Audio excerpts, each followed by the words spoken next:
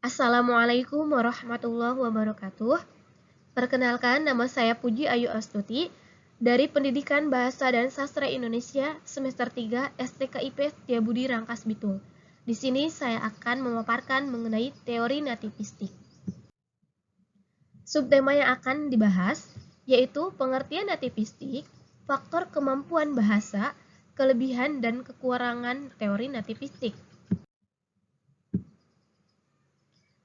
Pengertian nativisme. Nativisme berasal dari kata nativus, yang berarti kelahiran. Teori ini muncul dari filsafat nativisme atau terlahir, sebagai suatu bentuk dari filsafat idealisme dan menghasilkan suatu pandangan bahwa perkembangan anak ditentukan oleh hereditas, pembawaan sejak lahir, dan faktor alam yang kodrati. Aliran pelopor nativisme, Arthur Schopenhauer, filsuf Jerman pada tahun 1788 sampai dengan 1880, berpendapat bahwa bayi lahir itu sudah dengan bawaan baik dan buruk. Melalui teori ini, Arthur Schopenhauer juga menegaskan bahwasannya yang buruk akan menjadi buruk dan yang baik akan menjadi baik tanpa terpengaruh lingkungan yang ada. Teori nativisme terbentuk sebagai bantahan terhadap teori behavioris, yaitu kemampuan berbahasa seorang anak diperoleh dari lingkungan yang membentuk seorang anak tersebut.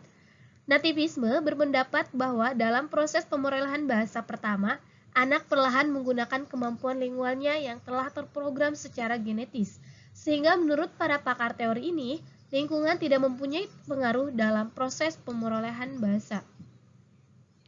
Noam Chomsky, profesor linguistik pada awal 1960, berpendapat bahasa terlalu kompleks untuk dipelajari dalam waktu dekat melalui metode imitation.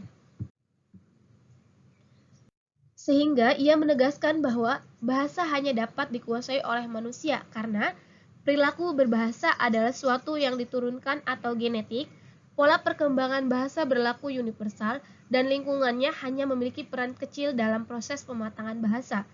Bahasa dapat dikuasai dalam waktu singkat. Teori ini memberikan dasar bahwa suatu keberhasilan tidak ditentukan oleh faktor pendidikan dan lingkungan yang ada pada anak tersebut, melainkan kemampuan berbahasa ditentukan oleh anak itu sendiri. Selanjutnya yaitu faktor kemampuan bahasa. Faktor kemampuan bahasa dipengaruhi oleh 3 faktor. Yang pertama, faktor genetik, yang kedua, faktor kemampuan anak, dan yang ketiga, faktor pertumbuhan anak.